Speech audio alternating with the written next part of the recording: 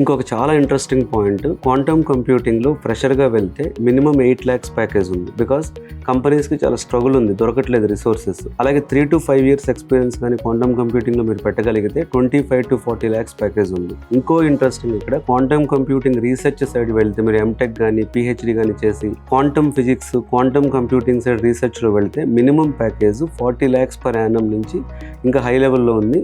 Even గ్లోబల్గా వేరే కంట్రీస్లో మీరు అప్లై చేస్తే $300K కూడా మీకు ఆఫర్ చేస్తున్నారు. సో క్వాంటమ్ కంప్యూటింగ్కి ఖచ్చితంగా అవకాశాలు ఉంటాయి. క్వాంటమ్ కంప్యూటింగ్ని ఎంత ఎర్లీ స్టేజ్లో నేర్చుకోగలిగితే మీకు ఫ్యూచర్లో క్వాంటమ్ కంప్యూటింగ్ రీసెర్చ్ సైడ్ వెళ్ళటానికి, క్వాంటమ్ కంప్యూటింగ్లో మీరు అడ్వాన్స్డ్గా ఉండటానికి మీకు అవకాశాలు అనేవి ఎక్కువగా ఓపెన్ అవ్వచ్చు. సో ఇది సమ్మరైజ్ చేస్తాను నేను. క్వాంటమ్ కంప్యూటింగ్ నేర్చుకోవడానికి ఒక 100 days రోడ్ మ్యాప్ కూడా ఇస్తాను మీకు.